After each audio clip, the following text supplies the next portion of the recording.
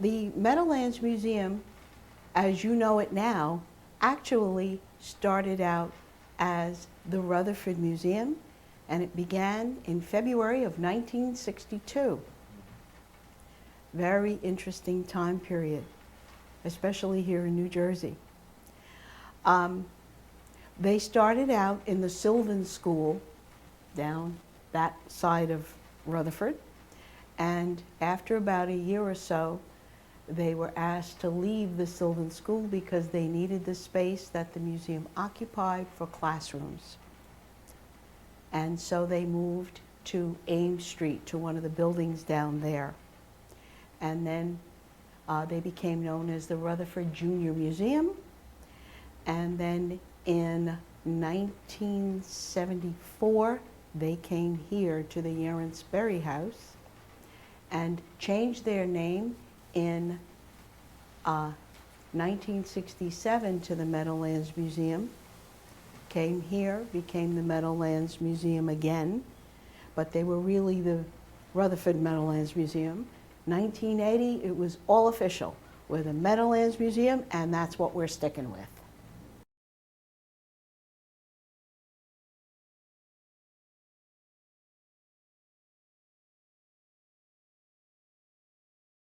Actually, this whole area was part of a land grant given by Lord John Berkeley and Sir John Carteret. And I just want to take a quick look so I say the names correctly, to a Bartholomew Furt and an Elias Boudinot.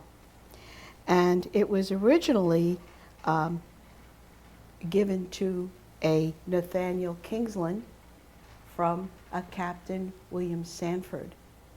And that Sanford name becomes important because there are a series of maps of this area, including this house, that are known as the Sanford maps, and the Meadowlands Museum is very proud to say that we have just acquired some of those. They are very interesting. Later on, the land that we know this area to be was subdivided. There was 15,000 acres that came in that land grant. So it's a lot of property. And it was subdivided and subdivided. And some of the early owners of the house include many Dutch settlers, and one of the first, whose name is Harpert Gerbrandstam. And it was eventually passed down to a William Juranasi, which is where they get the name Yereance from. And with the translation, especially of the Dutch names by the English, the names change. So we're kind of guessing this one was related to that one, and that's how the history of this building begins. It was a much bigger house than what you see right now. What you see right now is the main house. On the left side of the house, which would be Crane Avenue, was another whole wing, which was partially removed in the 1930s as Rutherford began to develop as an actual city and town. And in order to do that, they brought what is now Crane Avenue down this way, and that segment of the house, which I understand is about 7 rooms, were removed. Some of the inhabitants of this house, actually, as in all families, it goes from father to son, or it goes from brother to sister, as did happen. And parts of this house, especially where we're sitting now, this would have been like a parlor where you would receive guests, especially in the 19th and into the early 20th century. The room behind us, behind where your camera is, was at one time a dining room. And there's a fireplace in there like there's a fireplace here. I doubt they cooked in the fireplace, but you never know. But that's where you would be served when you came here as a guest of whoever was living here at the time.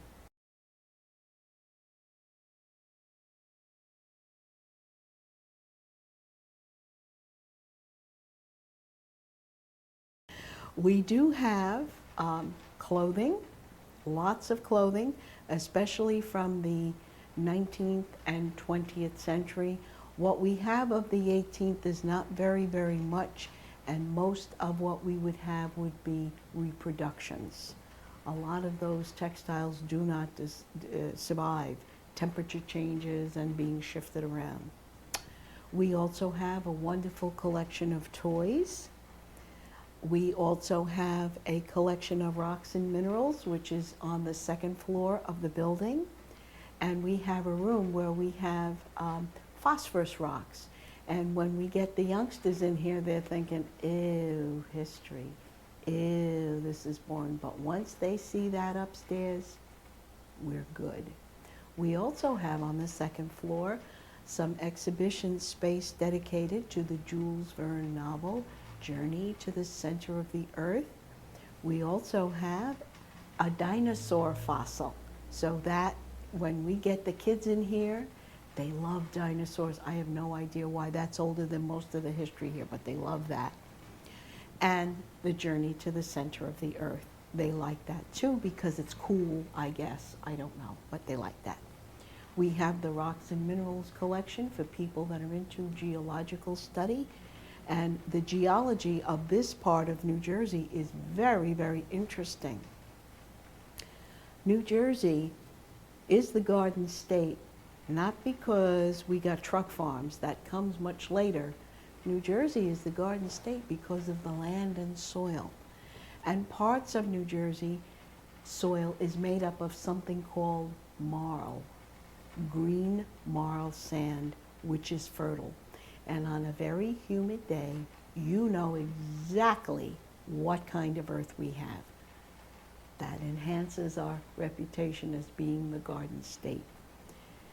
This area was mostly farmland, and this house was a typical Dutch farmhouse. The architecture with the gambrel roof, and which of course helps keep the snow from accumulating and roof collapsing, and also to a certain extent does keep some of the shade, not off the roof, but off the surrounding territory.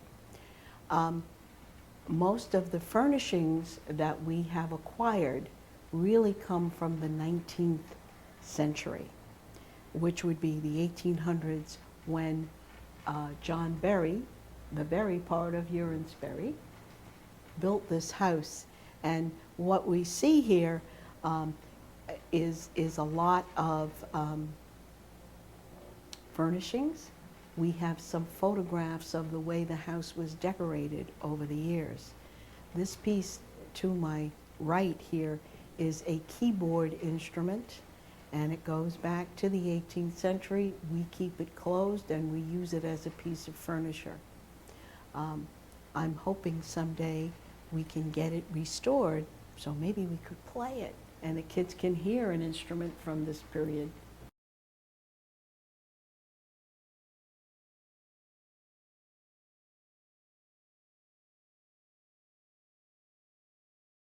The people who lived in this house, in some cases a big way, in some cases a small way, had a great impact on the history of the area. In the 1890s, the Noller family, who were Germans, interesting how we evolved from Dutch to Germans. The Dutch and the Germans don't like each other, so I guess that's meant to be. And the Noller family did have an impact here in Rutherford a little bit. And fortunately, the granddaughter of Charles Noller celebrated her 75th birthday with us. I had just started working here, and the family brought their mother and grandmother here because she's very much into genealogy, history, and that stuff. And we brought her in here, and it was like we gave this lady $1 million. She loved it. And we had pictures taken, and the Board of Trustees, the staff and volunteers presented her with a certificate commemorating her 75th birthday. but we didn't say it was her 75th birthday. Women don't like to admit our age. We don't like that. But we told her it was her 75th birthday jubilee. That she liked. She loved that. And her children brought little snacks. And they had a champagne toast. And I have to say, for 75, she's pretty spry. And what a lovely person. She was all excited about the house, and she remembered certain things about the house. She would know the house as a child once the wing on Crane Avenue was removed, because it was removed in the early 1930s. Because, as I said, the house passed from father to son, brother to sister, and so on. And it wasn't until the Mayer family in 1974 who sold the property to what is now the Meadowlands Museum, and that's how we became that. So it was great fun to be around this lady. And the nice thing, I had a little personal connection with her. She lives in Monmouth County like I do. So we're almost neighbors. She's a little too far away to go for a cup of sugar, but a very lovely lady.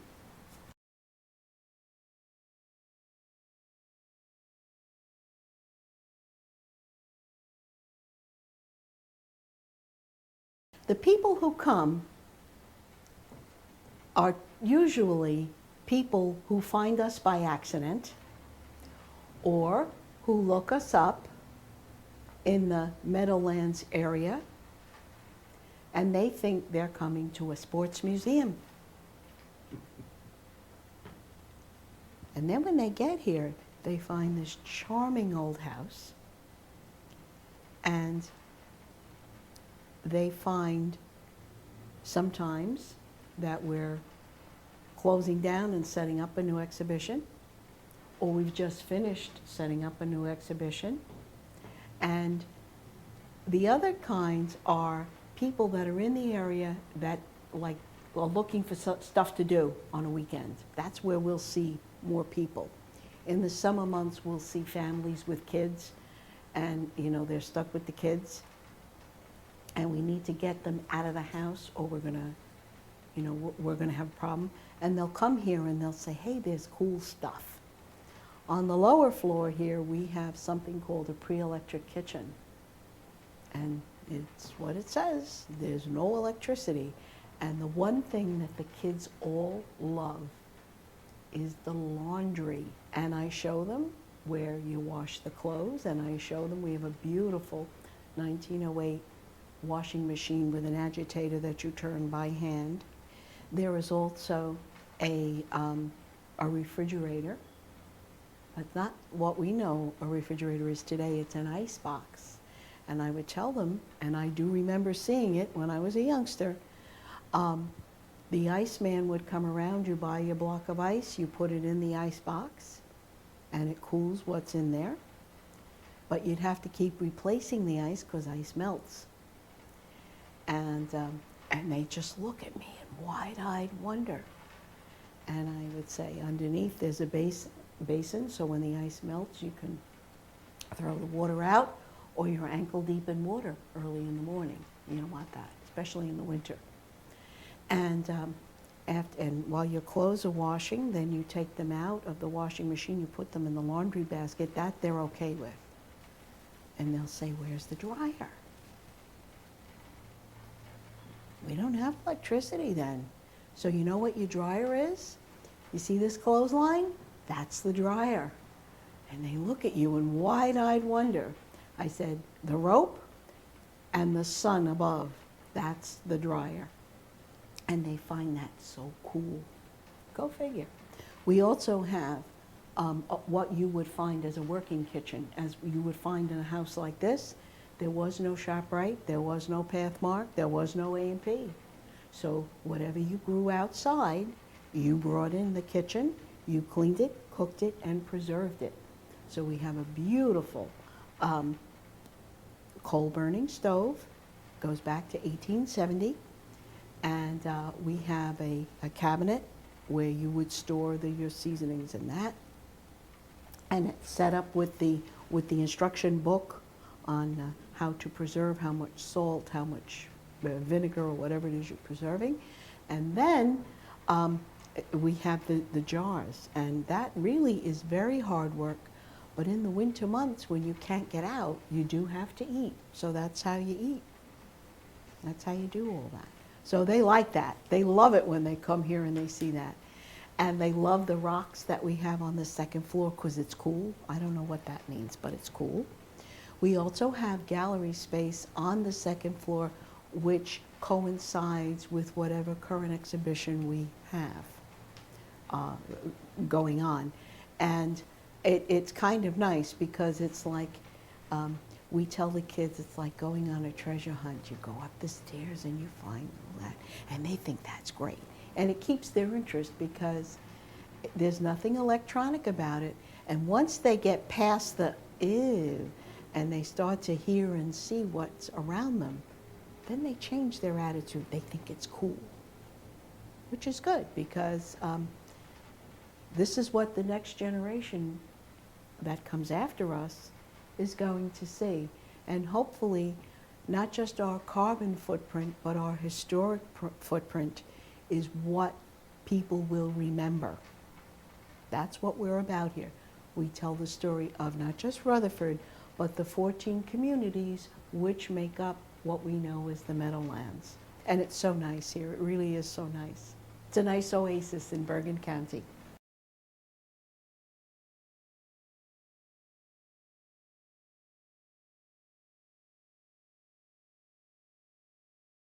Ah, now Superstorm Sandy and her predecessor, her girlfriend, Hurricane Irene, were not at all kind to this beautiful old building. Irene started the problem, and then Sandy picked up from her and made things much worse. The roof on the building blew completely off.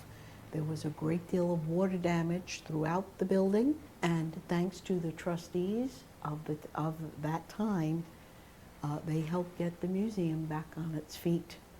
The museum was closed for over a year during the process of the restoration of the roof because you can't bring people in a place like this with no roof. Fortunately, we have not had any other problems such as water leakage. Water is very nasty, especially in an old building like this. It's very unforgiving. It leaves nasty calling cards, among which are water stains and mold. Mold is a nasty thing to clean up after, and it's very, very costly to clean up after that. Some of our collection did take a little bit of a hit because of the dampness and all of that. The interior of the building, of course, took a hit, and they officially reopened sometime in 2013, as I recall.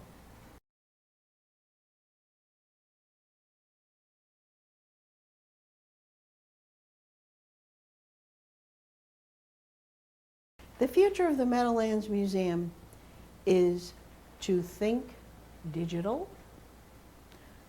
It is to think forward. We are coming in the 21st century upon landmark anniversaries at the current time. The landmark anniversary which comes to mind is the end of World War II. And it's the 70th anniversary. So do we want to remember that it was sad? No.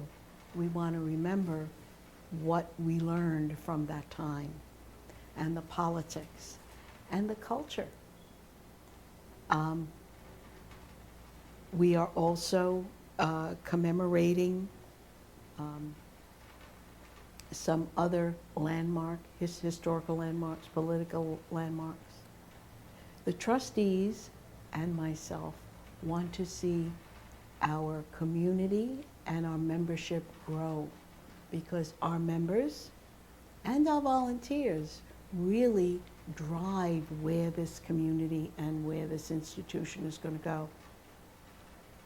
We're a small institution, so every penny we get has to count for something.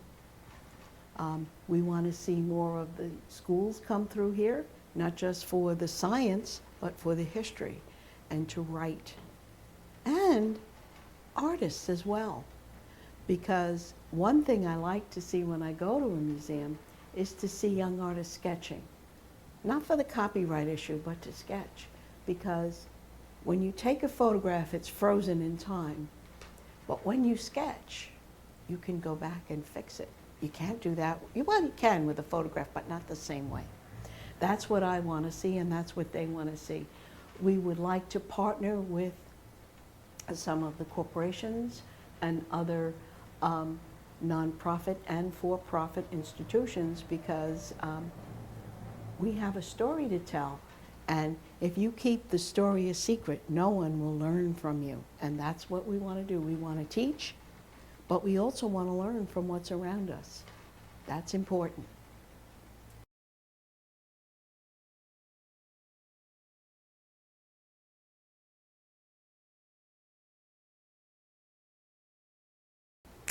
Well, the Bectons and the Dickinsons really defined the Meadowlands area in the 20th century. Dickinson, well, that's pretty obvious. They went towards learning in university as we know it today. And Fairleigh Dickinson University, and also there was the Fairleigh family as well. The Dickinsons, and Fairleigh Dickinson particularly, is known for their science and business. They have other stuff too that they teach.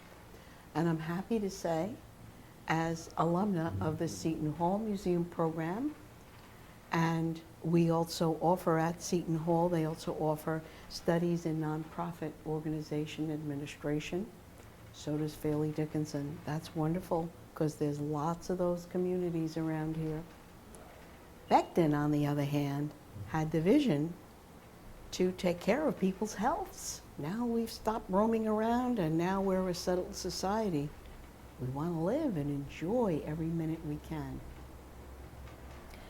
Becton was a huge employer here in Rutherford, and I just learned that. And my origins here in New Jersey are from Hudson County, Jersey City in particular. The Colgate-Palmolive Company, which still has a big influence there, kind of led the way for companies like Becton Dickinson. Not just the founders of the company, Mr. Becton and Mr. Dickinson, but what they've done is leave an important industrial economic footprint here in New Jersey. We're much more than just farms, and we're much more than just those awful oil fields out in Elizabeth. We are the first to do many things, both in science, in business, and in history, that others would like to emulate. We're the ones that set the example. We take the heat because we're from Jersey, but without us, nobody else would think of what we do. That's what we're about here.